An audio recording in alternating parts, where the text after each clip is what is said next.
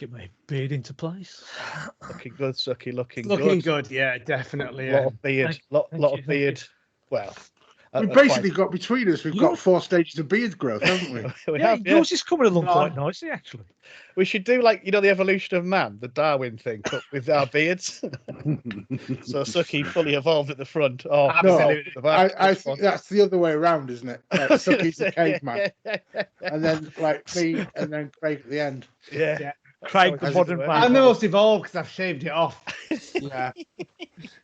Right. Okay. Hello and welcome to the Doctor Who and Music podcast, Progtor Who. I'm your host, Bob, and I'm joined by my usual assistants. I'm going to call you co-hosts this time. The usual. I'm going to start that again. That was shit. Right. Hello and welcome to the Doctor Who and Music podcast, Progtor Who. I'm your host, Bob, and joining me upon the good ship TARDIS are my lovely and beautiful and some shaven, some not shaven co-hosts. We have fully shaved Craig.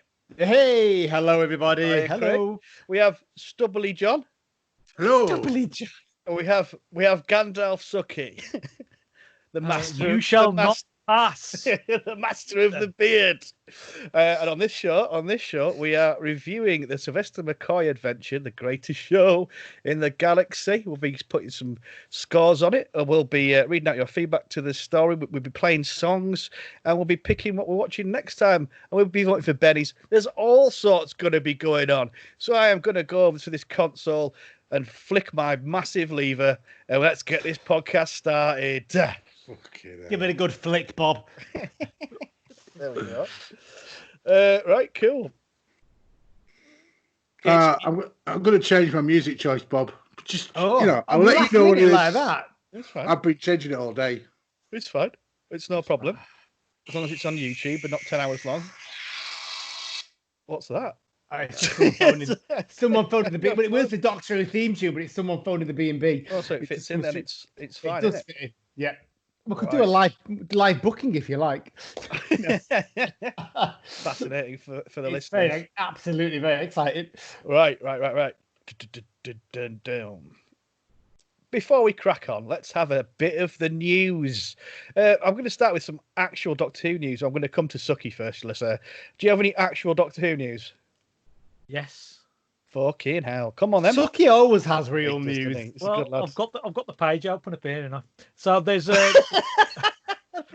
But listen, for viewers, then, did you know how Suky stroked his beard with delight? And that exactly, I've got the page open up here. I'm not sure. I'm not saying anything, but But the Time Lord Victorious thing that's been going on for the last. That have been being announced for the last few months. There's another bit that's going to be just announced, which is a figurine collection. And there's going to be like 3 sets of Hero Collector box sets going to be released. One contains the Daleks, one contains some Doctors, and they're being retailed at just under 20 quid. All right, so that's all going to be part of this Time Lord Victorious universe. The thing that they're going to be releasing the next few months, which includes like Doctor Who magazine, Big Finish, BBC Books, BBC Audio, Titan Comics, all sorts of stuff. Have you got any of this stuff, by the way, Suky? I've not. I don't think none of it's actually come out yet. Right? It's just they're just announcing it. I'm unlikely to buy any, but if there was ever a Suky figurine, I would be on that like shit on a stick. Do you know something? That's You can get figurines done. I mean, I don't know if you watched Big Bang Theory many years ago. They actually went into a booth, scanned themselves, and they got the figures done. Well, my mate Dean, who works with me at Royal Mail, right? He went into he was in New York. He actually got himself a little figurine of a little 4 or 5 inch figurine of himself in his little Marvel t-shirt and stuff. And he takes that everywhere. And it's like he puts a little picture of it with guests. And it's just fantastic. You can get them done easily. Handy length, 4.5 inches as well. It's very handy. And can fill a pram. If I had a figurine made of you, Suky, like a little 5-incher, I'd use it as my sherbet dipper. You know, when you can dip, get it all nice and wet, and you put it in your sherbet. Basically. So I'll just be licking your Is that And what the sherbet off you. you're saying? You want to lick the sherbet off Sucky's head? Yeah, I'm good. That's quite kinky. That's quite kinky. Is it? Bob's into this sort of stuff. It might be a bit tingly though if it was. Anyway, have you got any more news, Suky? The only other one is a death, and that is of Maurice Reeves.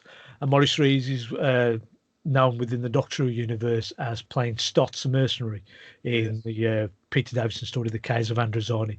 But he's also was in Star Trek as well. He's one of the few actors that appeared in both universes. And he was like the Romulan captain in a Next Generation episode called The Chase. That's Maurice Reeves, passed away. I've got some sad news. One of my mate, Johnny, he died today. Couldn't believe it. He had a massive head, like a massive head and a really skinny neck, like a Chubba Chub lolly. You know what I mean? Like a Chubba Chub lolly, like a lollipop.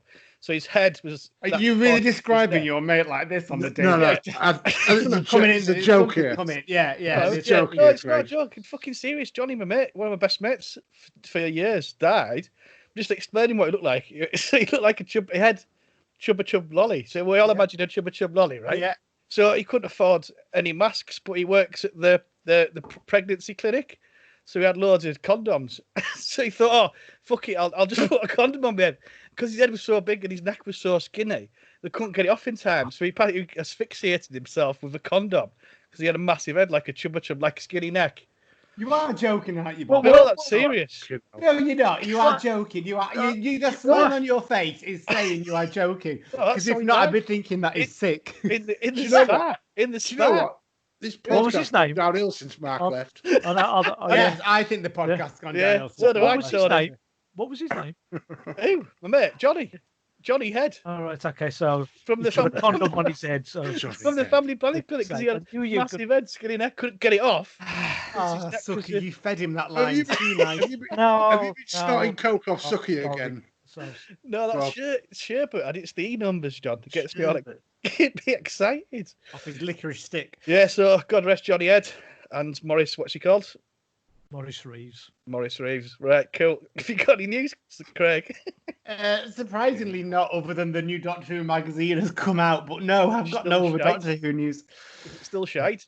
Well, put it this way, it's gone in my drawer with the last 12 that are still in the cellophane wrapper that I've not yet opened, but I don't have the heart to cancel the subscription. I need to really cancel that subscription. But I love the front cover. It's of the kind of the Time Lord Cybermen from the Jodie Whittaker finale. I think it looks awesome. But I looked and went, oh, it looks cool. In the drawer. And that was it. Cool. One day I will read it. With all the other cellophane wrapped magazines you've got in your drawer, yeah? Well, they get read. No, that's not cellophane. That's what's it called? That's never mind. It was going to be discussed. Yeah, exactly. That's exactly what I was thinking. Laminated. Laminated. That's the word. Thank you. I love a laminated. Easy clean. Spaff-proof magazine. Right, John, have you got any news? No. Any podcast news? Not really. Well, Suky? yes. No, John, is there a podcast coming out next Friday? Next Friday? I don't know, is there? With me and you on it? Are we on the podcast? But we're always on podcast. It's a safe bet what's going to happen. Just been talking to him about it just before we came on air. What podcast are we doing, John? Is it out today? I think it's out next Friday, isn't it? We've started a new podcast called The Lynch Mob with Cliff Shepard. Right, Yes. Yeah. And it's out. Is it out next Friday? I have no idea. What's the podcast about then? Yeah. So it's basically we're reviewing David Lynch film and TV, and we start with Fire Walk with Me. So head over to Shep's Deep Dive podcast. And it's me, John, and Cliff Shepard. It's good fun. Yes, Suky? Genuine question. Oh, sorry, Suky. You were waving your arm first. Go on, fire. Right? No, I was just going to say if we've got an episode coming out this recording on Monday. So if anybody has any comments on Dread, the 2012 episode. What with Carl Urban? Carl Urban. Yep. And, love to hear you on the Facebook page. It's not going to be the Sylvester Bloody Stallone one, is it? Oh, that's such an incredible film. I love Dread. It's mint. What are you going to ask, Craig? How the hell do you get time to watch all this television? I don't understand how you can do it. How do you It's watch so all many? we do. It's all like I we don't. do. I was saying before I struggled to watch. I just finished Guardian of the Galaxy. I just finished British Show today. And it was like, oh my God, thank God I got it done in time. You guys, it's like I don't understand how you do it. Scheduling. Yeah. We book Do you things just in, not schedule. sleep? Just watch TV through the night? Sleep is for tortoises. Craig, you're a busy man. That's why you ain't got time. Yeah, but you're all busy. You have jobs They've and got things. time on their hands. Well, so you've got Turkey Seats coming out. Dread this week, is it? Yes. That's right. Yeah, cool. Yeah. That's something to look forward to. And with Shep's Deep Dive podcast, me and John doing the Lynch Mob, David Lynch films. If you're into that kind of thing, head over there. It's good laugh. Also, you've got a special episode of Progtor Who next week. You have the world's combining of Doctor Who and Star Trek. And we've done an episode with me, Suky, and John, Andrew, and Lindsay off Track This Out podcast because we've melded the worlds together of Doctor Who and Star Trek. So we have a Progtor Who episode coming out of that next week. So that'll be something to look forward to. What's it about, Bob? It's called Assimilation Squared. Well done, lad. It's basically a comic book. But which crosses Star Trek Next Generation and Doctor Who together into one thing. And mine is splash proof. It needs to be because I fucking love it. So that'll be good fun. Yeah, cool. Just one before we go on. I've got some cool advice. So it's been warm, hasn't it? It's been warm, hasn't it? Warm. Yeah, it's been dead warm. Oh, it's been close. I'm sweating. I am sweating. So I have to. I'm not really a shorts person. So, but I had some swimming shorts, like with the lining already in. So like shorts with lining already in. Yeah, but, you know what I mean? Things get tangled in them, don't they? Well, yeah. So anyway, it's cool because it saved me two pant washes. So what I do is I wear them with the insert in. Hold on, Bob. I need to take notes. This is fucking gold. And then I need to. And then what I do is I get scissors and cut out the inner pant line. So then they become normal shorts. So I get a day out of them, and then I put some pants on for treat at the end of day 3. Oh God! So if you like me and you're not really into shorts, but you got some swimming shorts, you can get three days out of them with that method. Inner pant, outer pant, pant. That's what we do. Cool. Anyway, I'm gonna. I've got some proper news as well. That's what I've got. Public service information. There you go. Well, there you go. Save people washing. So at the end of this podcast, you have an interview that I conducted with Andrew Cartmel, by the way. So I thought it'd be quite cool to chuck it. I did it a few years ago, and it was wicked. And he goes through all of his tenure, and it's fascinating. And I thought it's not been aired for a while. So while we're doing Cartmel, Sylvester McCoy, his era story, I thought we'd put it back in because it's interesting for new listeners and old if you don't remember it. But it was a lot of fun. So that comes up at the end of the podcast. Have you got something to say, Suky? Are you trying to breathe? Excellent. No. Right. You see, with Suky, he's got that clown behind him. It looks like he's doing his jazz hands all the time. Looking for attention. That's for the YouTubers, that one. Right, cool. Well, I'm gonna stick a trailer in. Cool. Are we all right? All good. Excellent. All right. I just thought there's my swimming trunks up there. On the ceiling? No, it's hanging off the back of the door. Get your dick out for the YouTube, Suky. Go on. So, You could put it in the mouth of the clown. Oh God. Oh wow. Mouth of a clown. That'd bring a smile to his face. Yeah. That's gonna set up permanent smile on his face, isn't it? That's gonna set up any people who are like clown phobic. That'd be neat. I had a lovely backdrop of the gods of Ragnarok, but I couldn't get it up in time. Yeah. It wouldn't come up. I was most upset. I sulked about it for half an hour before I came on there today. Probably did as well. I was given a vodka to calm me down. I did. I really did.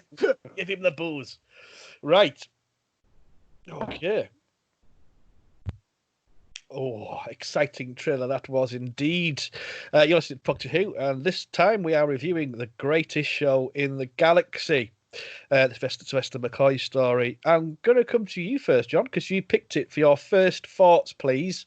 So, had you seen this before? Of course not. No. Well, I might have done. When was it aired? 1988. Sometime at some point. I don't know. I've gone off the. Yeah. So I might have seen it. Who knows? But I don't remember it. Cool. 14th December 1988 it was. There we go, Just Craig. like- Good Oh, lad. I'd have been Yes. 17. I'd have been 16. I'd have been right on the cusp. There we go. Right. So, yeah, I know it was like I knew what I was getting into with that era, quality wise. But I was really interested to see Sylvester McCoy, and I wanted to have my first impressions of how he lists in my list of doctors now, because that changes pretty regularly. And he's gone right into second place. Oh Behind my after- God, after really? Tom Baker, because I thought it was fantastic. He was like, he embodies like kind of eccentricity and but gentle eccentricity, like that I think the Doctor should be like. Yeah. He's I really liked him. So you like the episode? The episode, not so much, but Yeah. it wasn't terrible, but it was a little bit, what's the word, messy. Yeah. There was like it was kind of like the first quarter of it, first third, I suppose, was decent. Middle one was all right. The third was a little bit of a car crash. It didn't really know what it was doing. It was going back and forth. It was quite confusing. But other than that, I mean, you know. Well, it was Stephen White imagined it as a 2-3 parter. He said like he had to drag it out basically. So you're quite right. It's a strong start, but gets a tiny bit lost. Suky. 88, 18. When this came on, I thought he was a breath of fresh air. In that he was, I mean, this is during the 25th anniversary season as well, because you had Remembrance in there, you had the Happiness Patrol, you had a couple of another one, but this one really stood out because I know the title just puts it up as the greatest show in the galaxy, so you're going to just automatically, me myself, I'm thinking, no, it ain't going to live up to that sort of title. But when you watch it, right, as John says, Sylvester's brilliant. Sophie, she was getting better and better, and she was fantastic in this. Yeah. You had a great villain in Ian Reddington as the chief clown, because he had all the hand gestures, the face with his painted face, the smile, everything just stood out. T.P. McKenna as Captain Cook, the really pompous, know-it-all, suffering little person that he was. Do you still sort of love it now? Yes. Right. Because it hasn't changed my opinion since I watched it originally to when I watched it now. Right. Cool. The elements that I liked then are exactly the same now, 30 years later. Excellent. Cool. So positive then. Craig, I know you hated Sylvester McCoy when you were a kid. I did, yeah. And then you needed some re-education from me. I did need some re-education. Hang on 2 seconds. I'm just going to... Thank you. Vodka on the way. I did Priorities. I did need... No, I already liked Sylvester McCoy by the time we started doing the podcast. But yeah, my first memories of this, I was just cringing with embarrassment when I watched his first time round as a 17-year-old. I just didn't like it at all. I found it embarrassing, tacky, hammy, overplayed. I really didn't like aspects of Mags's character. And I must admit, when it was chosen, I was like, oh, I love Sylvester McCoy now. I'm quite looking forward to watching that. It's part of season 25. It'll be good fun to watch. And as I got it on, I got this kind of sinking feeling in my stomach, which was one of, I'm sure I don't like this story very much, actually. It's not one that I watch very often. And as I watched part one, it was like, oh, do you know what? This is ace. I'm really enjoying this story. And by the time I got to episode 3, like John, it was like, oh, bloody hell, really? Am I watching this? So it kind of... Yeah, I've got a real mixed feeling of this. I do love Sylvester McCoy, and I've got a lot of strengths to it, but this isn't Sylvester and the team's finest hour for me. Right, fair enough. That's fair enough. So we've got something to talk about, which is always good. Before we kick on, I don't know if anyone's ever seen or read this. It's called Wallowing in Your Own Weltschmerz, I think it's called. Can you see that? Weltschmerz? No, just put in. No, it's disappeared in front of you. I can see it now. Yeah. Weltschmerz. It's by several people. It's the Auton Guide to the Stories Behind the Seventh Doctor, basically, by Andy Davidson, Chris Orton, Andrew Orton, Robert Hammond, and Matthew West. It's a fantastic book, and it just goes through, excuse me, the every Sylvester McCoy story. They're similar to me, a sort of massive McCoy fan. It's all done with great fun. An intro to the Greatest Show in the Galaxies. So they always quote something from the show. Do you want me to do something horrible to your ears? And then they do their brief synopsis, which is having received some junk mail, the Doctor and Ace travelled to Saganex to see the legendary psychic circus. What was that, Saganex or Saganax? Saganax. Is that how you say it? Saganax. Whatever it is. But it just the little intro here says, why wouldn't you come to Saganax, whatever? It's got a circus and a fruit and veg stall. let's not even pack bags. We'll just skip and sing all the way there. Come to Saganax and visit the psychic circus, declares a little robot. Those are all the directions you're getting. And obviously it continues like that. There's a little picture of Mags returning from Tesco's with 2 bags of Moonlighting DVDs and the Twilight book. So it's a cracking little thing. Twilight book. Yeah, it's just a random funny little book. Of course, werewolves, isn't it? Yeah, of course. Yeah. And it looks like a Virgin novel basically. But I highly recommend getting a copy of it. So it's called Wallowing in Your Own Virch Merch. Definitely get that. It's worth a read, especially for Sylvester McCoy fans. Anyway, John, what's your song? I'm going to come to you first. What's my song? Give us a song, John.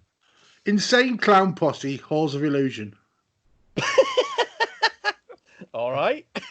Cool. That's as tangentially linked to like this episode as I was willing to get. Cool. Well, let's hear it. Thanks, John. What was that again? It's Insane Clown Posse, Halls of Illusion. Exactly. I love the word posse. I've got to throw that in there. Well, that's a surprise that you like that word, Craig. Yeah, no, it's not you. well, posse. Let's get into this review in depth. Craig, have you got your fact file ready? Yes, on my phone. Give me 2 seconds. Excellent. Let's obtain this fact file from you first, sir. I'm looking forward to this one. Fact file. I'm sure you will have plenty of this. It's the 4th and final series of the much acclaimed 25th season of Doctor Who, broadcast from the 14th of December 1988 to the 4th of January 1989, which is, of course, it's last year. Starring Sylvester McCoy, Sophie Aldred, T.P. McKenna, Jessica Martin as Captain Cook, and then as Mags. It's directed by Alan Waring, who did quite a lot of, he did quite a bit of stuff on Sylvester McCoy. He did Greatest Show, Ghostlight and Survival, and I think you can actually see that in this, to be honest. And it was written by Stephen Wyatt, who also wrote, give me 2 seconds, Paradise Towers. Yes. It was preceded by Sylvan Enesis, and then obviously this next one was Battlefield at the start of season 26. Viewing figures are really interesting because the one before that, by the way, was Remnants of the Daleks, possibly the greatest adventure in Doctor Who ever. Have we discussed that? Have we ever... Yes, Bob, we have. Let Craig do his facts. Well, he wasn't doing them properly. Until the end, and then do that. Sorry, Craig. Go on. So the viewers did very well actually. Part 4 got 6.6 million, which was the highest for Sylvester McCoy's entire era, and it was against Coronation at the time. But on average, it got about 5 million, 5.3, 4.9, and then that whopping 6.6, which is good. There we go. Fact file done. But of course, you know what comes next, boys. Oh, Pauls. So just for John, there are 241 stories, because I know you asked that question. 241. It's somewhere in there. Where we gonna edge our bets? I'm gonna come to. I was gonna come to Bob first because I know he loves Sylvester. And I thought he'd give you a little bit of a that's benchmark. What I need. That's what I need. 143. Okay, Suky. I'm gonna go 160. 160, and finally John. It doesn't look very good, so 170. Okay, right. Well, you're well out, all of you. It does much better than that. Bob is closest, but by a long way. 108. Cool. It comes as high as 108, this one. So it's over halfway, which is actually quite a surprise, really. It's not, but I just always thought people judged it quite badly. Yeah, so did I. I must admit, I scanned heavy because I kind of look through it when I'm doing the picture, looking through where it would be. And I kind of scanned through the first few pages quite quickly and then realised I'd actually gone past it when I got to work. Yeah, there we go. Positive. I was going to pick 110. but I remember that was last week's number, so I decided on. If you'd have come to me first, you'd have got 110, so it would have been really close. That would have been very close, John. Yeah, but coulda, shoulda, woulda. Didn't we? I was gonna say now. I was gonna say something very clever and intelligent, but I've forgot what it was. It'll be the first time this episode. Hey, wouldn't it just? Anyway, let's get into this review. That was what I was gonna say. The Chief Clown won Best Villain for this season in the Doctor Who magazine poll of whatever that season. There you go. That was a fact, wasn't it? It was. I've got another fact for you as well. I've got a picture on this. It was also voted. Where is it? In 2017's Entertainment Weekly, the robot clowns were classed as some of the most scary images of clowns in clown entertainment. Wow. There we go. We'll start That's with quite niche. Yeah, talk. Well, after Craig's finished talking to clowns. That didn't really work, did it? I just did a little hand gesture there. The clowns are fucking brilliant in this. The Chief Clown, in particular, played by Suky. Ian Reddington, who is a fantastic actor, and he really kind of goes for it.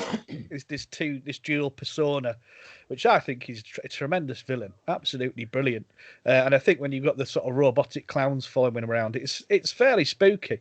And I think they do that really well. For me, he's definitely one of the best villains in Doctor Who. Yeah, it's just great. That is all down to his performance as well, because even in the extras, when you see when he's talking about how he came to the role and how he had to perform it, he did say that he didn't have that many lines, and the only way to be able to do more with the part was with the hand gestures, the smiling, and the way he moved, and that really helps. It's his voice as well. His sort of public voice.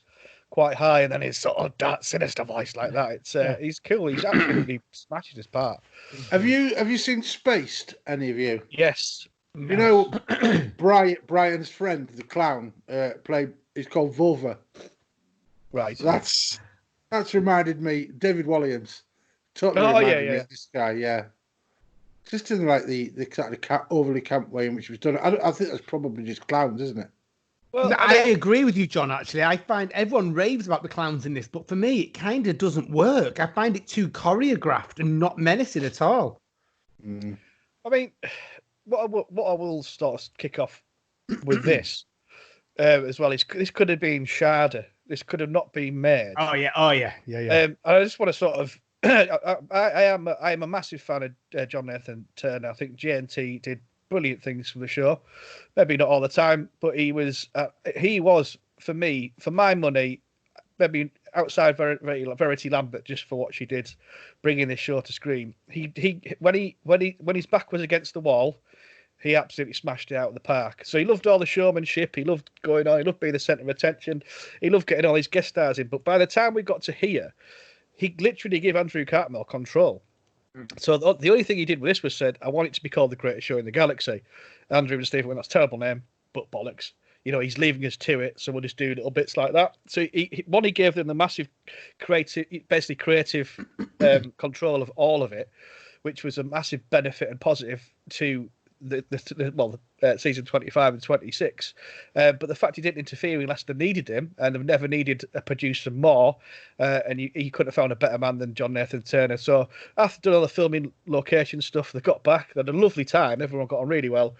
Asbestos in the BBC studios, so they couldn't film there. So basically it was going to be a non-completed, non-story Sharda. But then by hook or by crook, they've got this massive tent outside, which is great because you're doing a show about being in a circus tent. So basically by hook or by crook, this was made. And that was thanks to John EastEnders car park, wasn't it? They put it up in EastEnders car park at the time. Well, we can't remember where it was. Was it outside BBC studios or whatever? BBC Television Centre. So they had it outside, and then there was a fire drill, and at half time they came out. Half time when the bell came out, there was the cast of Hello all dressed up in their gear, and then the Doctor Who cast all dressed up. So loads of people were taking photographs of all this, and it was great. But for to get this made and for it to be better because of issues, massive issues, because the set did look quite cool. I thought the set was good.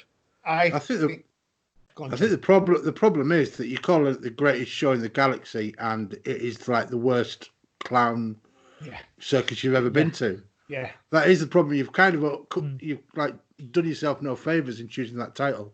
I agree. If they call it the Psychic Circus, that'd have been fine. Absolutely. Well, that was John Nathan Turner insisting on that name, but like I say, it can't live up to it. See, I think I agree with what you said, Bob, completely. Actually, looking at it now, I think that the images of the draping curtains, which are clearly the set in the car park, look stunning. But when I was watching that as 17-year-old me that didn't know any of this, I just thought it looked cheap and naff. Yeah. But now I love it, and I can see, that really adds the atmosphere. Definitely. Apart from that scene where they have the rip and Sylvester and the Doctor, and that looks really poor. But Max was it? I can't remember who it was now. But yeah, but it looks rather than just having static walls. Which putting down all the time. You've got this full swirly. It just looks great, I think. That part of it. I know what you mean about the sort of circus bit inside, but it's kind of like, it's not the point, is it? It's the gods of Ragnarok or whatever that that are manipulating all this and putting on this facade. I like that, actually. I quite like the fact that you've got those gods that are there that aren't really explained until part 4. You've got the family watching. And I quite like that. It's my favourite twist in the story, and I think the gods are absolutely stunning design wise. I love them to bits. Yeah, very much kind of Suteky to me, actually. To be honest, I think they're great. I think it's a cool, all powerful thing, and they get killed by a medallion. Brilliant. Yes, it's a bit hippie like that. A bit kind of like fits in with the. I'm quite impressed they managed to aim exactly at that small circular 2-inch square sort of thing. I've got my I've just got my inner little mind thinking that maybe the medallion was just once you're aiming it towards the Doctor, the medallion's just sucking the energy towards it and then bouncing it straight back out. Yeah, but they were aiming the Doctor beforehand and they kept missing him then. But to be fair, they should have shot him because that entertainment was absolutely appalling. I was thinking of more like a Tony Angelino kind of, bare-chested medallion man. Well, I don't know who he is, but I'll Google him later if he's bare-chested. What was Lanny Henry's character that he did with a big medallion? That was class. What was he called? Delbert, yeah. I remember that. But that kind of thing. If McCoy had rocked his chest out with a medallion going like that, oh yeah, come on then, that'd have been quite cool. But that didn't happen, obviously. I mean, one of my favourite things is how hard Sylvester McCoy is. So they had some mortar cannons or whatever done for the explosions, which didn't quite work out. So when they did the explosion, when he's leaving the tent, all Alawarian says is "Don't flinch." So he's walking out, and that explosion behind him was a lot bigger than they thought it was. And Sylvester McCoy literally thought the back of his clothes were burnt off him. But did he flinch? Did he fuck? You can see a little thing tiny grimace. And I think that's brilliant, actually, because you would never notice that normally, but you can see it kind of go. But imagine that, and he gone, fucking hell. You've got to be impressed with that. The way he does do that little stunt, right? It's fantastic. And the fact that stunt came off so well, and the performance of Sylvester McCoy, you see that little clip on virtually every single thing about Doctor Who, where they're trying to highlight the best things about it. The story might be middle of the road over 110 or whatever, but that clip highlights how brilliant the show was in that they could have this fantastic explosion and the Doctor just looking cool, just walking away from it like that. It looks beautiful, I think, actually, because you've got the moon and you've got that kind of pink energy, whatever it is, going up to the sky, and then you've got the explosion. I actually think that is a really cry survival to it. I mean, you can see where the director's going to go the year after, but it's just, I think it does look really good. It kind of pulls you back in again after that dodgy episode 4. Well, that quarry in Dorset, it's a fantastic location because you genuinely think it is sort of an alien planet. It's not your normal quarry. It's a quarry, isn't it? But you've got the big pool, like the big blue sort of lake in the quarry. That's beautiful, and it does look slightly alien, I think. Yeah, I agree. I do agree. It's not your standard quarry. I think it's one of the best locations that you've seen in a long while in Doctor Who was that quarry, right? Because it was getting look alien. It was getting creative then, wasn't it? You can see it coming through after season 24. They start to really, I think the locations they go on, you get it in Silver Nemesis, you get it in Remembrance. They look brilliant and they're really well utilized. Is this the same quarry as Survival? I don't know, actually. I did wonder that, but there's no trees there, is there? Or no bushes and things like that. Have you been to it? Because you're a bit of a location. No, I've never been down south. Have you ever been to a quarry? Oh God, yeah. I got in trouble actually. We went to one of the quarries in Wales, and I didn't realise. Is this a dogging story? That's all I'm asking. No, I keep those off the podcast. I've got those on a separate list. I tend to go there when it's a bit dark and get busier. He goes on his fucking BMX dogging. But we literally drove down this tunnel into this quarry with all these massive juggernauts, and we were pulled over immediately, like in this little Fiat 500 or mini convertible, whatever it was, and we got majorly rollocked by the owners. That wasn't as bad as the Millennium 500 when they thought the Millennium Stadiums when they thought it was a security risk. And my only proof I had was my little notepad with locations and my Doctor Who t-shirt on for photographs. They were very understanding at that point, actually. Amazing. Yeah. Amazing. Cool.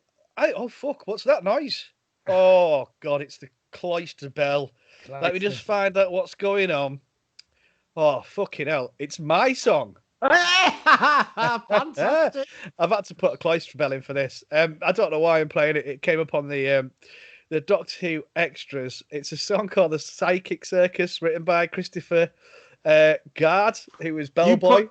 You put this in the WhatsApp group, and I thought you were taking the piss. No, it's well, basically there was a few of them on the bus to the Dorset location who were musicians and stuff, and they obviously like jams or whatever. And he wrote this song, "The Psychic Circus," which I think a lot of the cast appear on. I know like T.P. McKenna's on it because it's sort of attributed to him. It's not the greatest song in the world, but I thought you don't get many Doctor Who songs. I like the show. Good reason. So I've cloister bell myself, and this is The Psychic Circus by Bellboy or Christopher Gard. Yeah, it's shit. But I thought, there's no doubt about that. But I thought it's quite nice and more relevant and whatever. Right, cloister bell myself. Okay. So that was my choice. Apologies. The Psychic Circus by Christopher Gard, Bellboy, in this adventure. You're listening to Progtor Who, and this time we are reviewing The Greatest Show in the Galaxy. So we're kind of positive. I want to sort of come to the supporting cast, the hippies, or whatever. I quite like them. They're all right, aren't they? What's your Flower Child was like whoever played her was like a budget Glynis Barber from the era. Sadler. Yeah. So she's like that's what I figured she was, but yeah. And the guy who's Rent-A-Ghost as well with Miss Popoff. She reminds me of her as well, a bit more calm than Miss Popoff in Rent-A-Ghost, but it's that hair and the kind of eccentricity. Woohoo!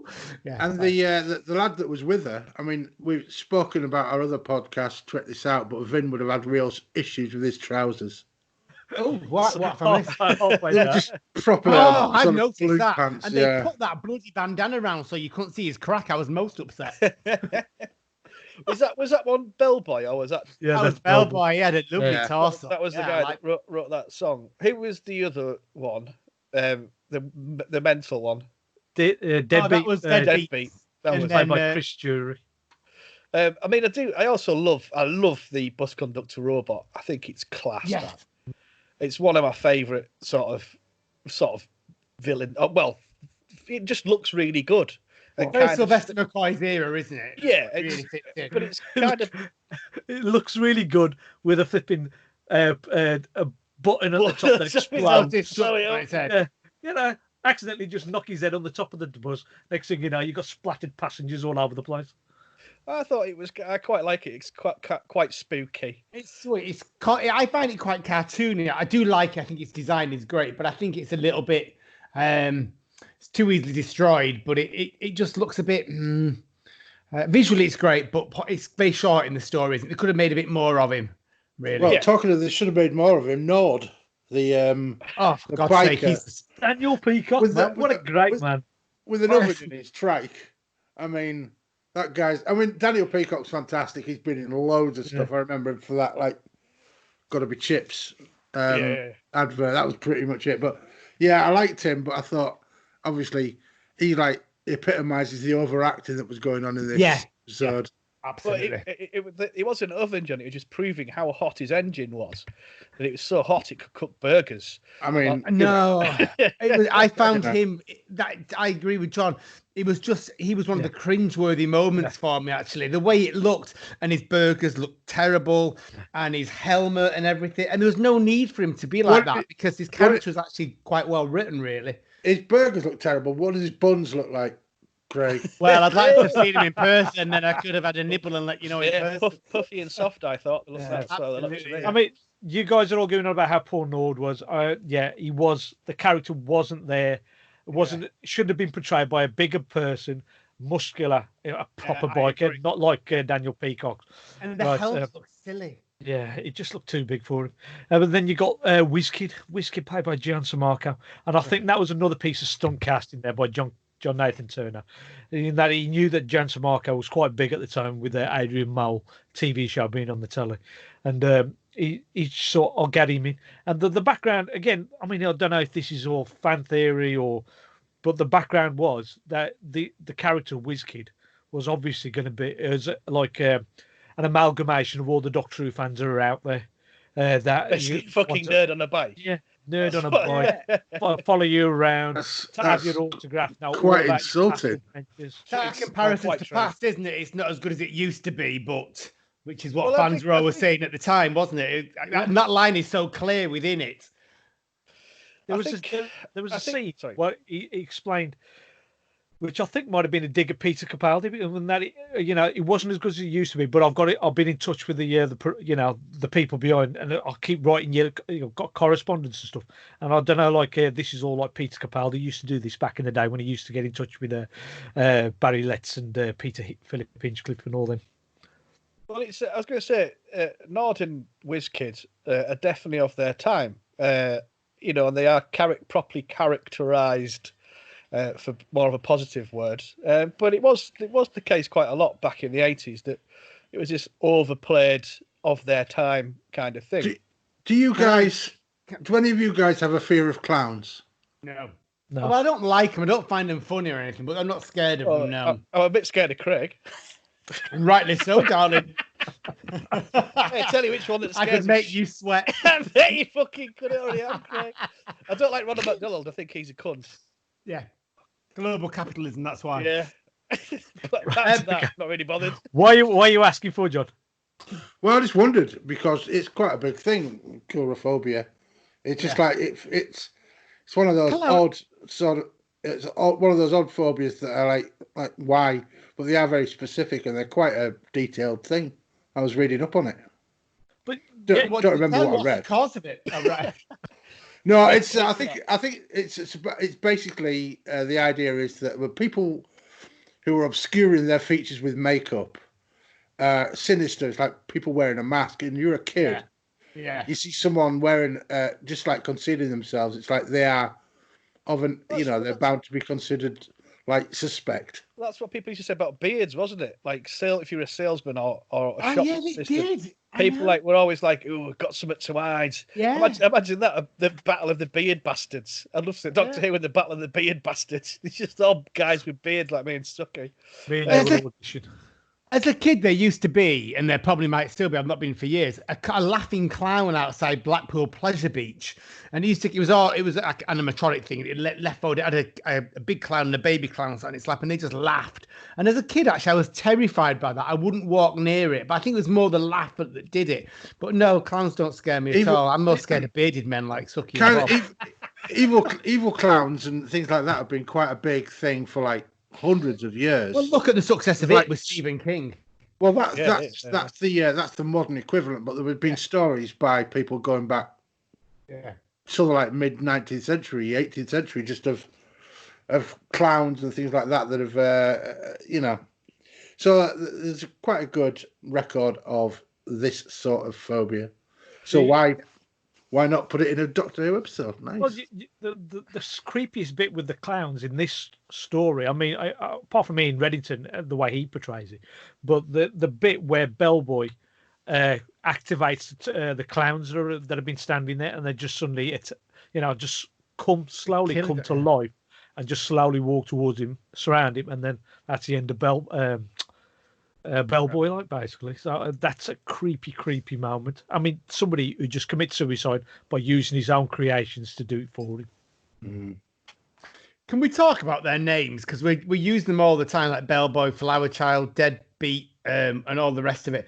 I just find it, and I did at the time, cringeworthy. I really, really detest it. But the hippies, aren't they, Craig? The hippies out of the I know, world but they're like a sort of like an older person's idea of what a hippie would be like as well.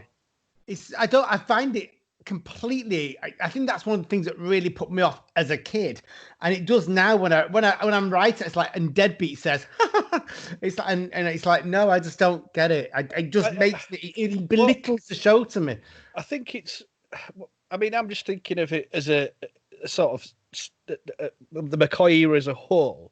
I think it's very much entrenched, this massive characterization of people, but all the red kangs and yellow kangs, yellow kangs. Towers, But when you get onto like Remembrance the Daleks, you have none of that. You have a fantastic. I'm not going to get. Ghost Light, none of that. You have a bit of it in Survival, but it seems to be they're trying to write for kids. And I think a lot of 80s TV, kids TV, there were people like these people. But I think that failed, you see, because I was 17 at the time. And I just remember cringing at that. I remember cringing at Ace's character when she'd go wicked and things like that. It made me embarrassed. It was almost like an adult version of what kids do. I kind of agree, but I always sort of look past it because I think the stories are pretty. I think Sylvester. Oh no, I do now. I love Sylvester and Ace. One of my absolute favorite companions together. They're brilliant. Well, Ace. Can we talk about Ace? Yeah, of course. All day. Go on. And I love Sophie Aldred, so don't. I do. Yeah. Yeah, this might be a gang up moment. I don't know where he lies on this. Come on, John. This is the time we vote off John. Twice. How old is she when she's playing this role?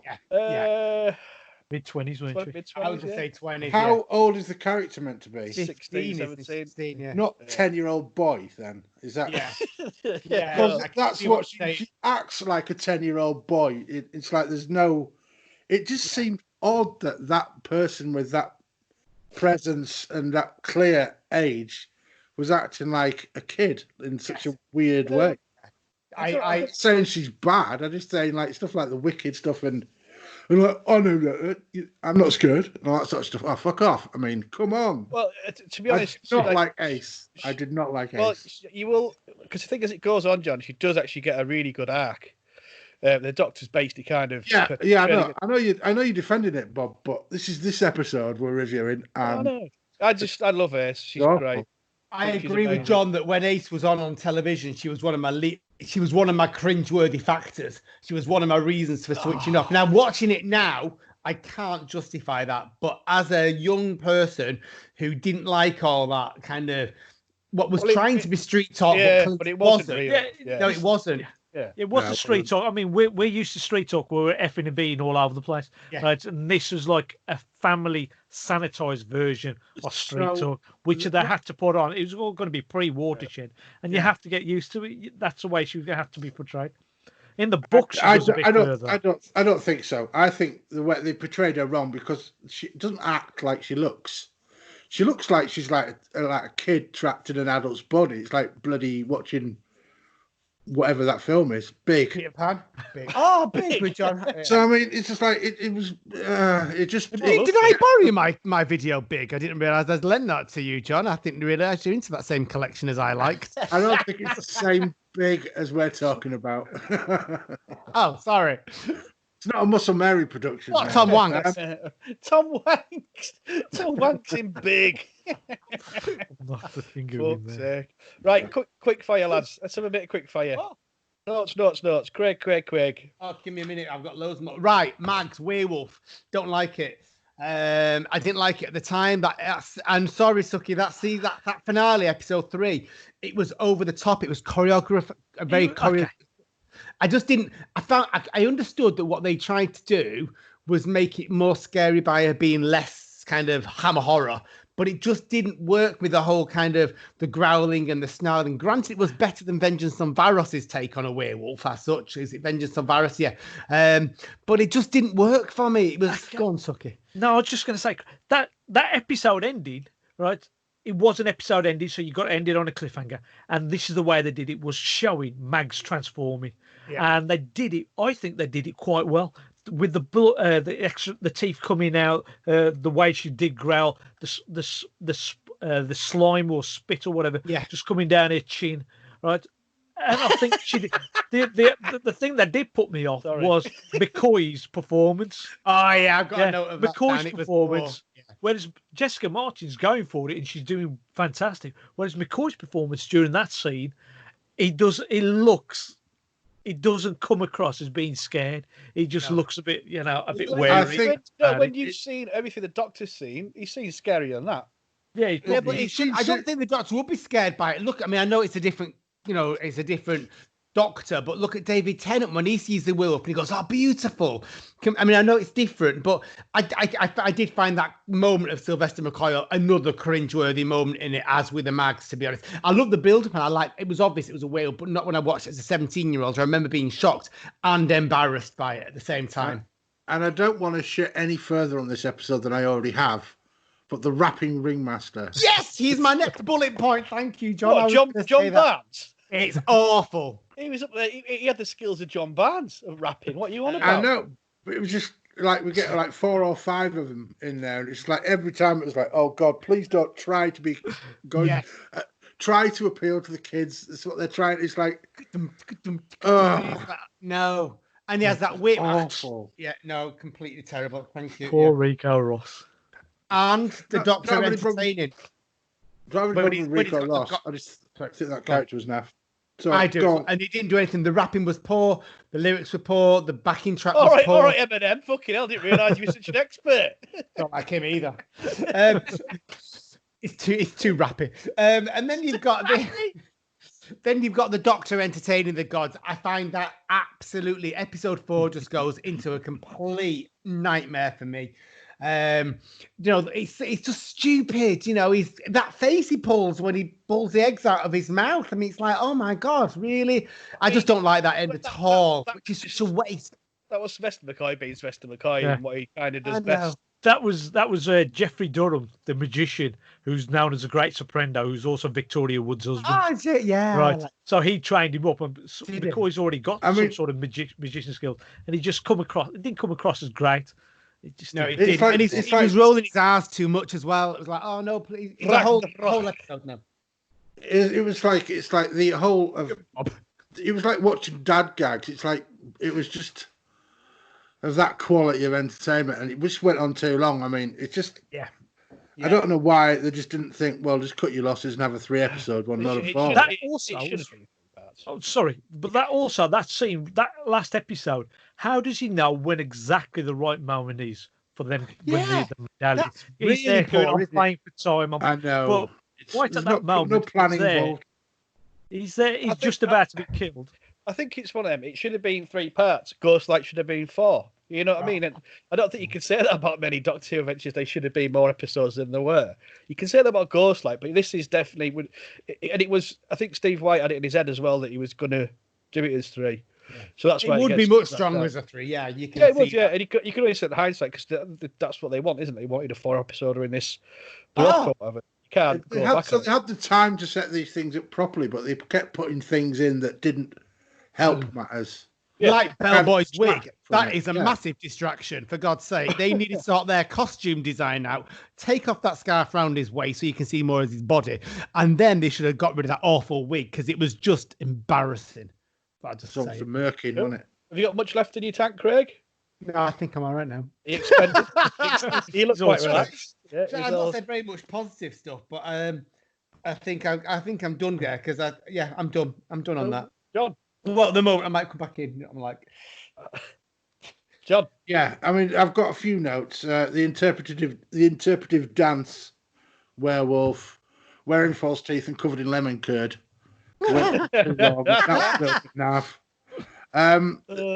a shit of robots and a bunch of clowns led by Clive of India. It just like there's good stuff in there. I mean, a lot of the saving grace of all the Doctor Who I've been watching has been the story, and this is one of those situations where the story's failed them, I think.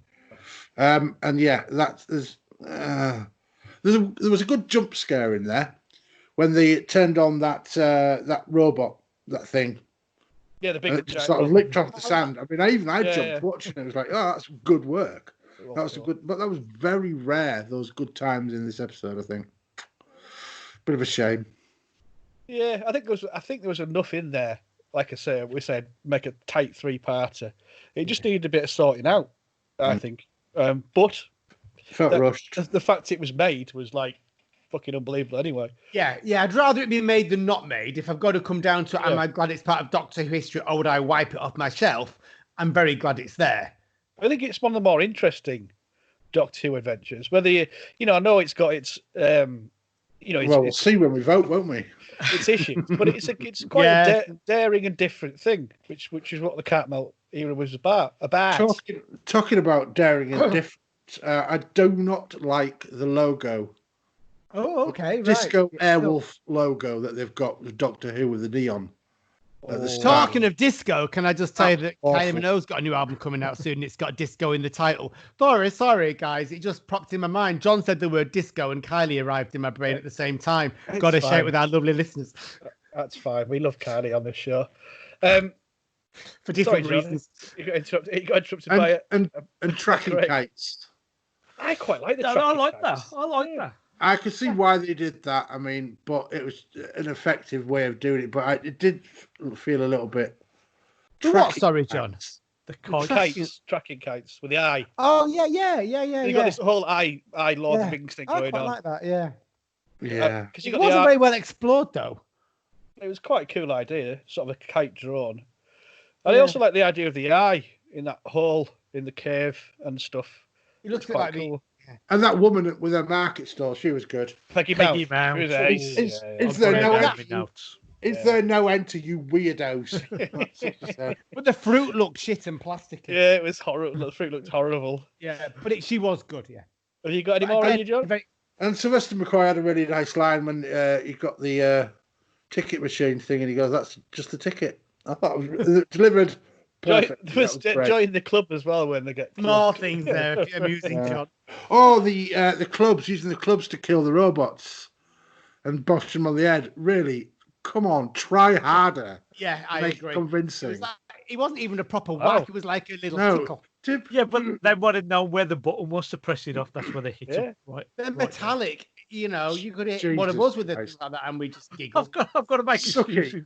You don't have to make excuses. No. I'm going to come to. Have you had? Is that you spent, John? Yeah, it's me, John. Thanks. Suky, come on, big it up. Well, the Craig mentioned that the 6.6 million, that was quite high.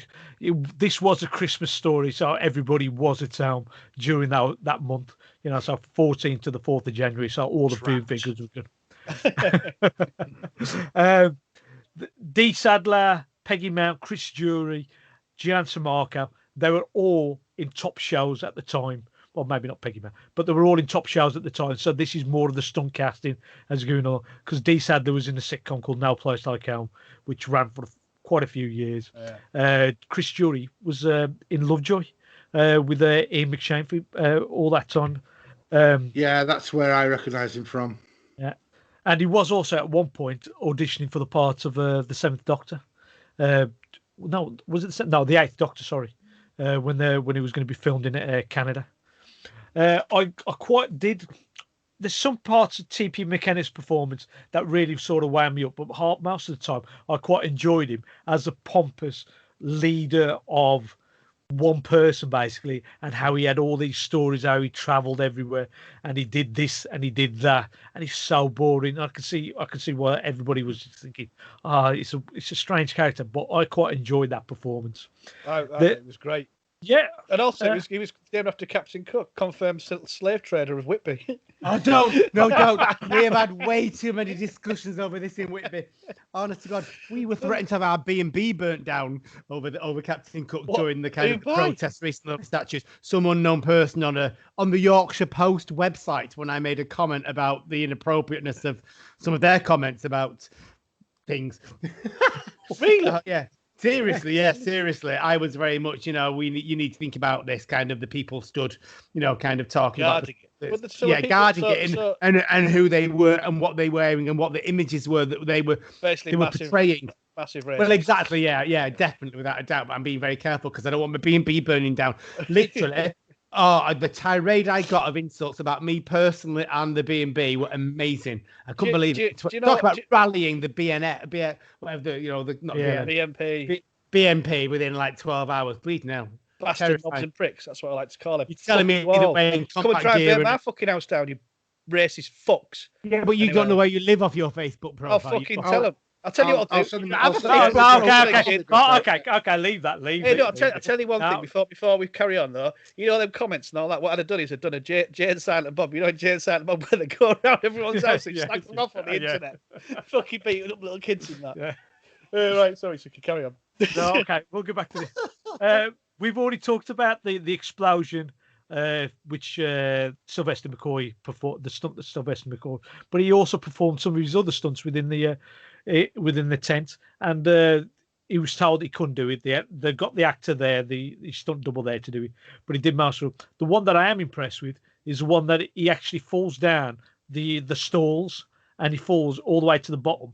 And normally it cuts just before the actor turns to the camera because it's going to be a stunt double that's performed that. But now it's Sylvester McCoy that's actually done that stunt. Fucking hell, you know the guy that does do his stunts. Okay, like I know, like McCoy does a lot of them. I can't remember his name, but he died Pip something. He died in 1993 in a parachute accident doing a stunt or something. And he was on the info text. I was like, oh fuck, that's awful. I can't remember his name, but anyway, so carry on. No, I think that's.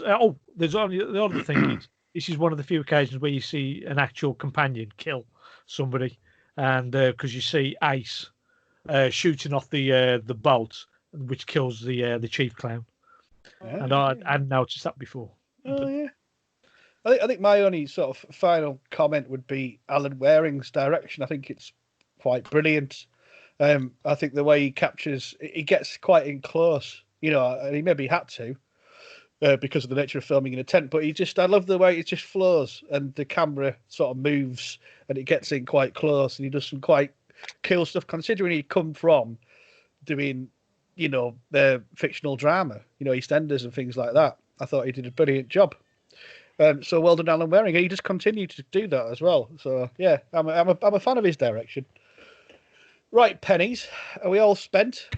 I was just wondering about.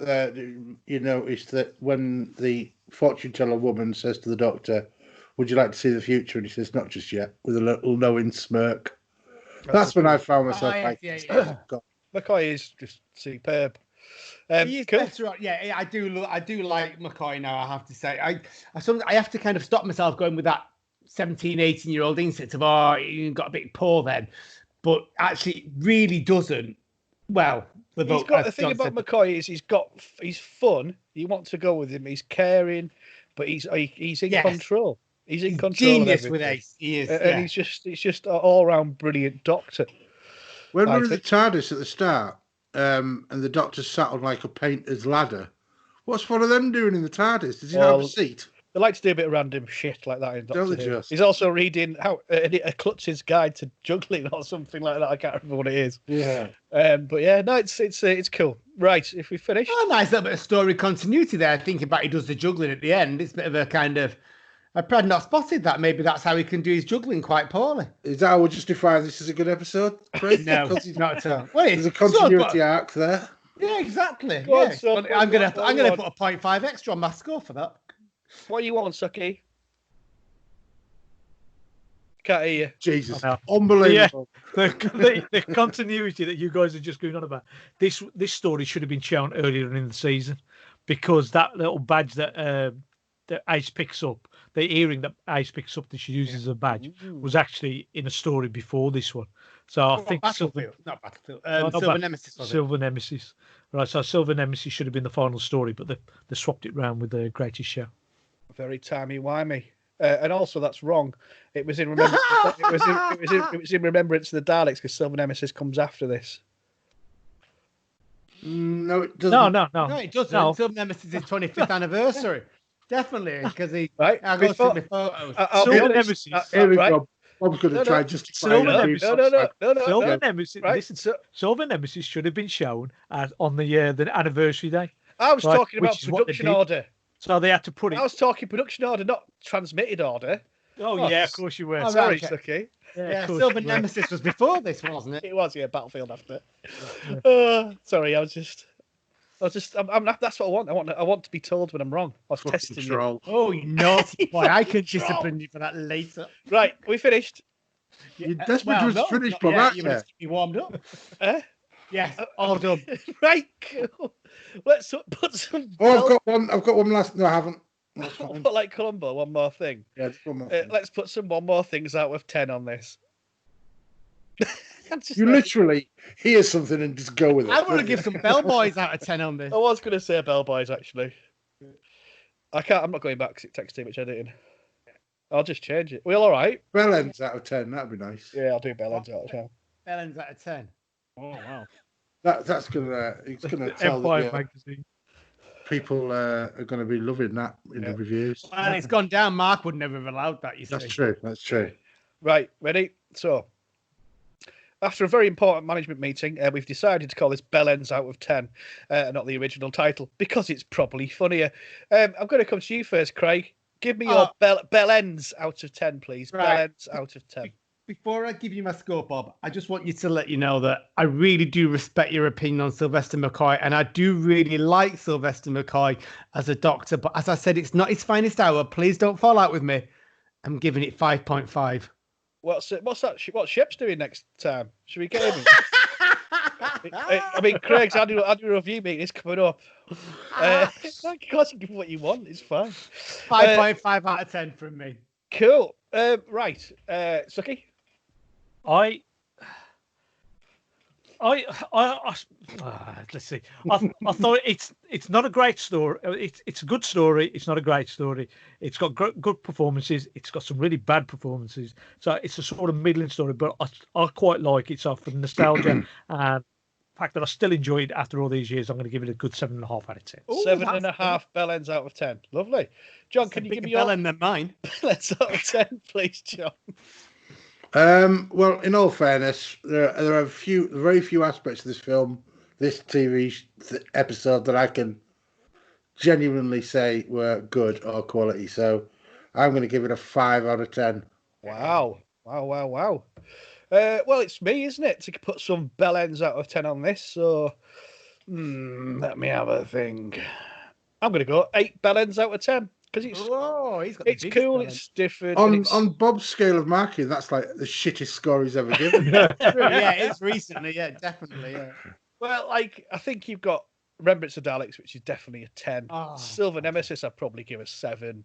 You know, like it's a different kind of cool and quirky episode of Doctor Who. But yeah, so 8 Bellends from me. Enough of what we think anyway. It's time for listeners' feedback. Ooh. Oh, hang on. Phil Verner's put something up, I think. Yeah, something came in. Do you know we've had the result for the Oh, no, it's for something else. the poll? Yeah, What Enterprise. Oh, cool. The mirror one. Yeah. 2-parter. Yeah, I started to lobby Actually, with it. I started to lobby for it with Brace because Lindsay was lobbying for the Voyager episode. I'm not really that bothered, to be honest, but I just did it anyway. Right, so all the feedback's in, yeah? I think it is. It's quite a lot, isn't there? Cool. Ignore that first Shep's one because he goes on to do a longer one. All right, okay. I'll Cool. just reply to Start that. with Darren Pickles, yeah? Oh, yeah. No, don't never touch a Tory. Yeah. Oh, right, yeah. Sorry, first. Yeah. Right. You've heard what we think, but let's find out what you think. It's listeners' feedback. Don't forget, we put this out on Facebook and Twitter. You can find us at Progtor Who, where we ask for your opinions on the story, where we read them out. So please keep them coming. We get plenty, and it's always very interesting to hear what people have to think and what they say. So I'm going to come to you first, Craig. Can you kick us off, please? I can indeed. I've got a little message for you all as well, which is never trust a Tory. Yeah. And he says, disappointment, utter disappointment. I don't think Tories like it. No, he's not. Oh, yeah. Well, So, take that back. Move on. Who's going next? John, you this one. Darren Pickles says the greatest show in the galaxy is another great story from season 25 with fantastic performances from the cast. I'm glad that they managed to complete the filming of the story by erecting a circus tent in the EastEnders car park at Elstree to film the interiors. This was due to asbestos being found at BBC TV Centre. We could have had another Sharda incident if not for JNT's quick thinking. Another McCoy classic. That's it. Not 2 out of 2. That makes no sense. 2 out of 2. Second 3 out of 2. Thank you very much, Darren. We've got Dwayne Bunny from the Sirens of Audio podcast. Hi, Dwayne. At the time, this was my favourite story of the season. A superb, eerie performance from Ian Reddington as the chief clown, reprised in the Big Finish story, The Psychic Circus, earlier this year, which it was, and a fascinating story. A story I still don't quite understand. Love it. Suky. We've got Liam H. Dempsey, and he's put, mostly feels like a leftover from the terrible season 24, but admittedly, it is superior to any of the stories that made up that season. Just not by much. It starts interestingly enough, but devolves into nonsense in its second half. Overall, it's perfectly fine, though. Ian Reddington is suitably creepy, and there are some occasionally arresting visuals. 6.3 out of 10. Cheers, Liam. It's Liam. Craig was doing something on video then, if you want to go to the YouTube Raw, which was quite... Just getting a vodka that was brought in for me. I don't know what else you're talking about. He was doing something with a pen in his mouth. Craig, is that a pint of vodka? Well, kind of. It's lots of Vodka. fiery ginger beer. There'll be a little tipple. To be fair, I don't put very much when I do it, but Matt's made me this, which means I'll be falling over by the time I it'll finish. be a strong one. We better Loosens you up, doesn't it, Craig? Loosens you up. Yes, indeed. Things enter much easier. Right. Craig, it's you now. It's Cliff Shep, Shep's Deep Dive Podcast, featuring me and John at some point.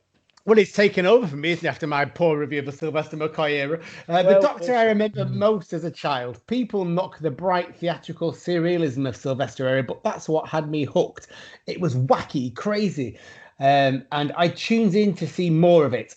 This story, after rewatch over the last few days, really captures Sylvester in his stride. He's a joy to watch. No, yes, another fucking quarry slate mine, but it works.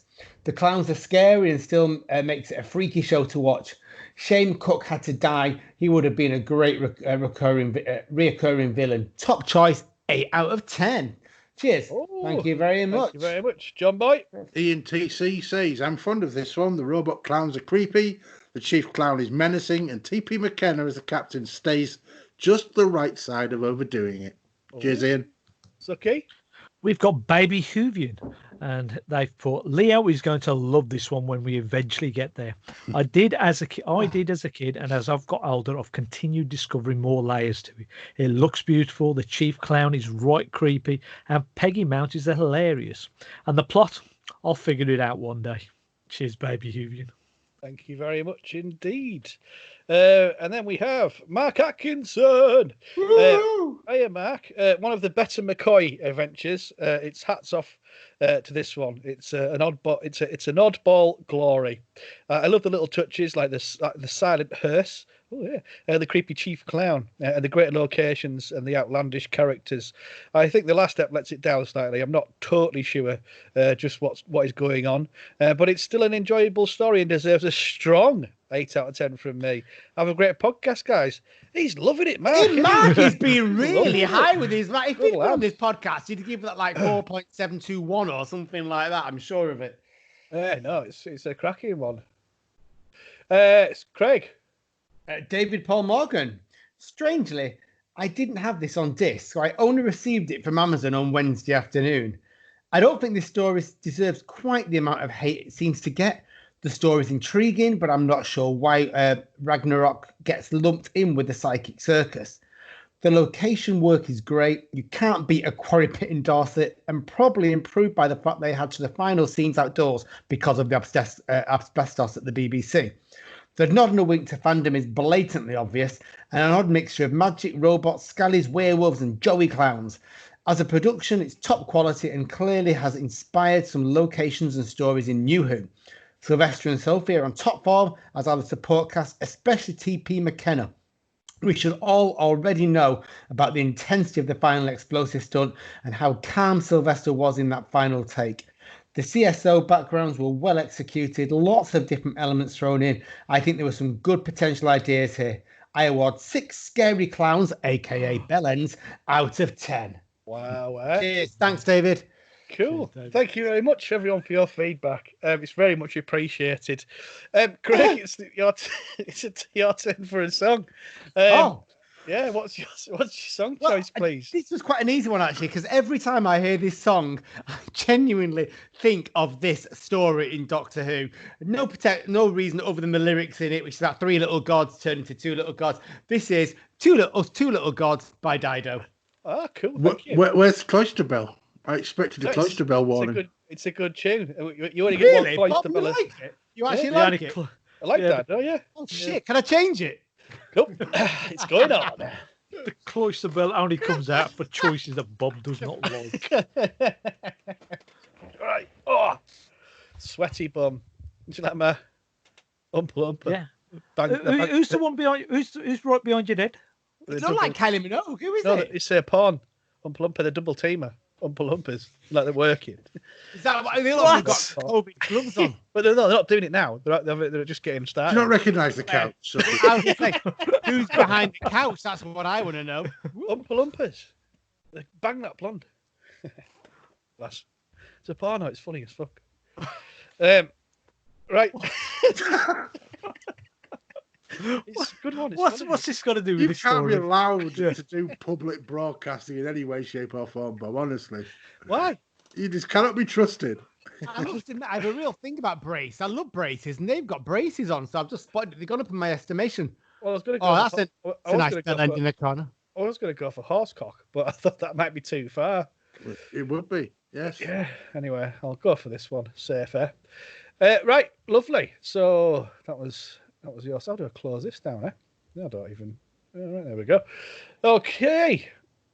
And that was Craig's choice of song. What was that again, please, Craig? That was Us Two Little Gods by Dido.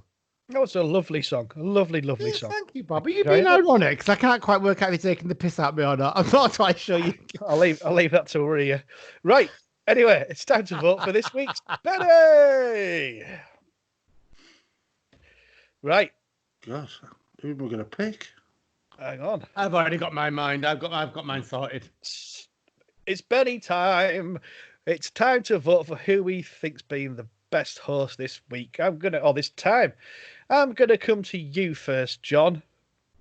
Well, it's not often that Craig and I meet our expectations of an episode. We're kind of in agreement with this one, and I'm feeling a warm, fuzzy-hearted feeling of comradeship with him right now. So my choice for Benni is going to be Craig. Craig.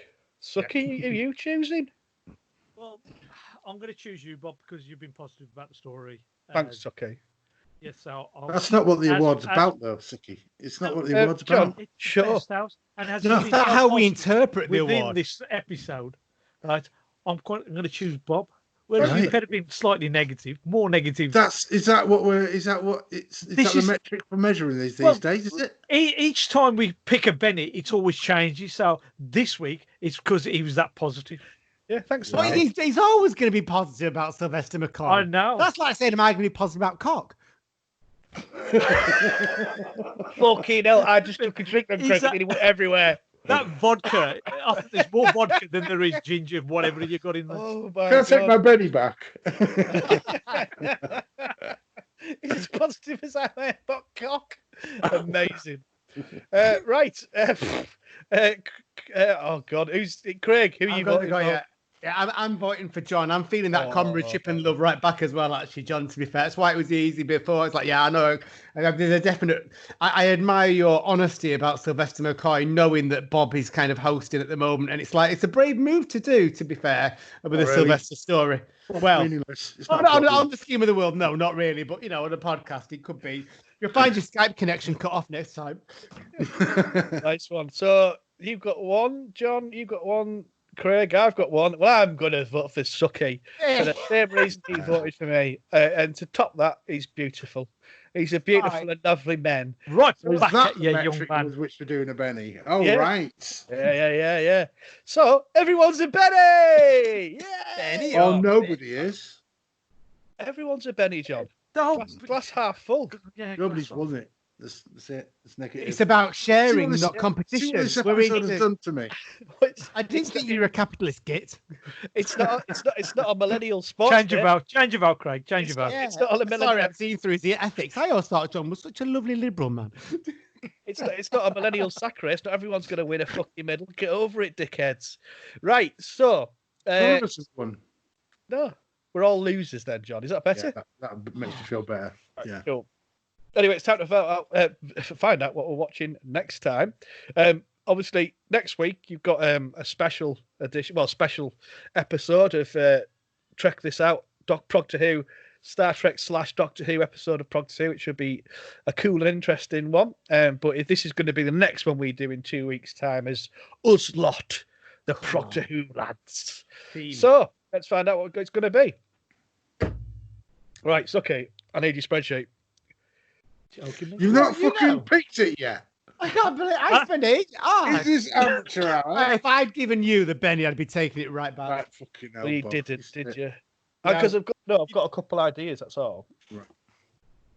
Have you So, got it up, John? Because this. I'm actually thinking about it. Bob, Bob has shirked his responsibility. He gave us choices on it this times. No, Open it yourself, Bob. I'm not giving you a choice. Open it yourself, Bob. I don't know what it is. Fucking do. You just don't want to look at it. You want Suki to do the work for you. Yep. Am I a biatch again? Yeah. It totally You voted is. for you. In that case, I voted for you and everything. Unbelievable. there you go. Pick a choice. Right. So have we done the season? Hang on. How can you see that? Can you see what's on Suki's screen? No. Mhm. Oh, Have you done the Seeds of Death? yeah, we've done that. Fuck. As in, Patrick. Patrick Troughton. Yeah. I'm sure we've done that. We've done the Ice Warriors one. Oh, that's Seeds of... Yeah, we've done Seeds of Death, I think. Have a look, okay. Yep. Episode 50. Episode 50 was Seeds of Death.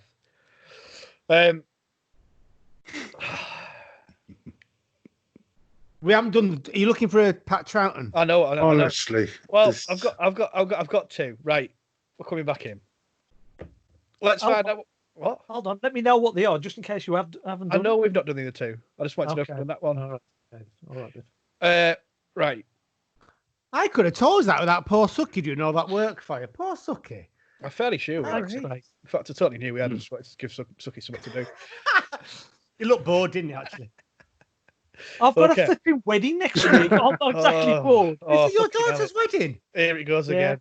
I didn't know. Oh, No. fantastic. Oh, You're my the only God. I know it person was we in postponed the world because who doesn't know, Craig. I've not seen it. It's Who not been am I on... told, apart from you, pair, and now Craig? Everyone on the Well, fucking I've not seen it on Facebook or anything like that. I haven't put it on Facebook. Nothing. Oh, Suki, that's brilliant. I'm really... Oh, that's great. But I will post up the Facebook link to on the actual date itself. Yeah. We I'll invited. actually, no, I'll send it to you three.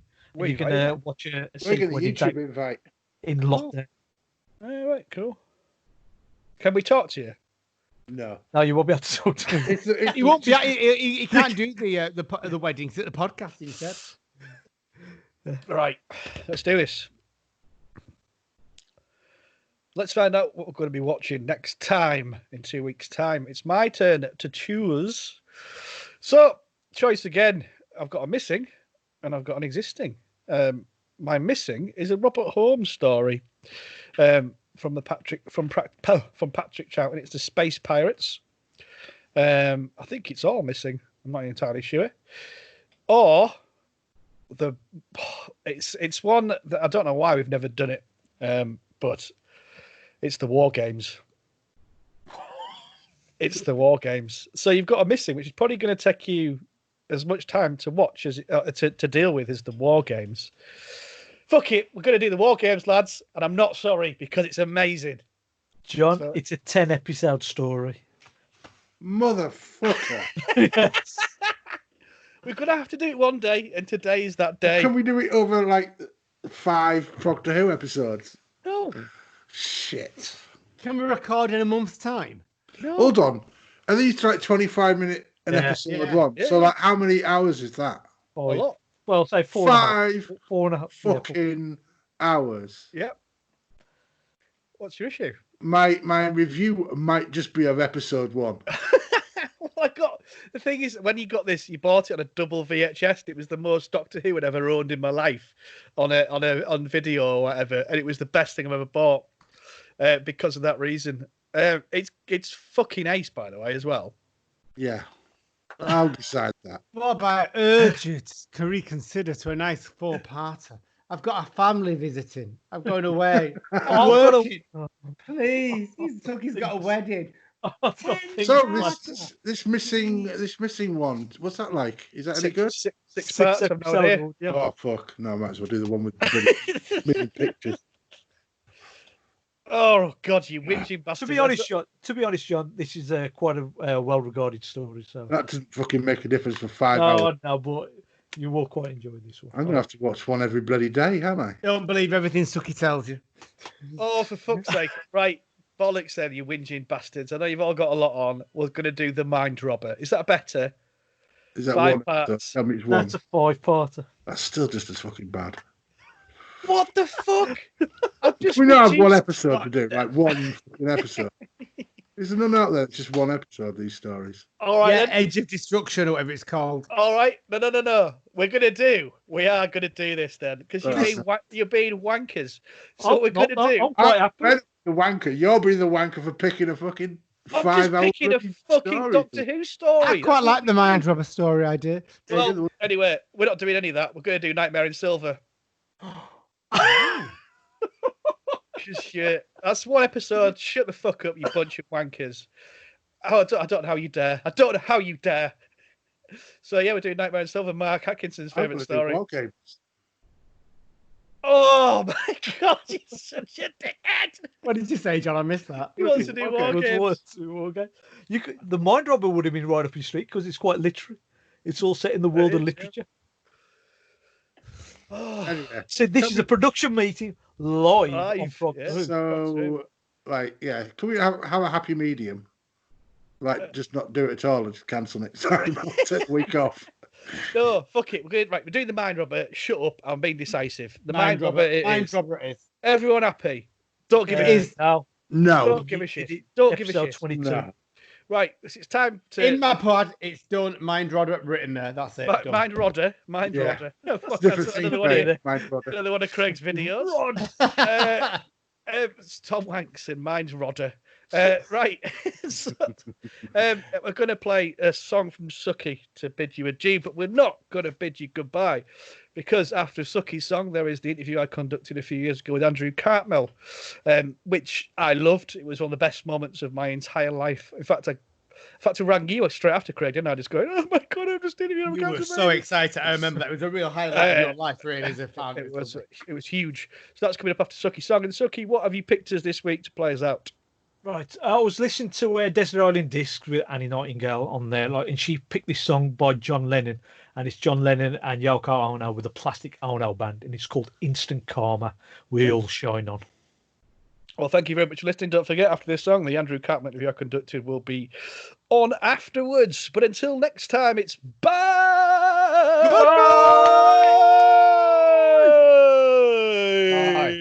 Bye. Bye. Bye.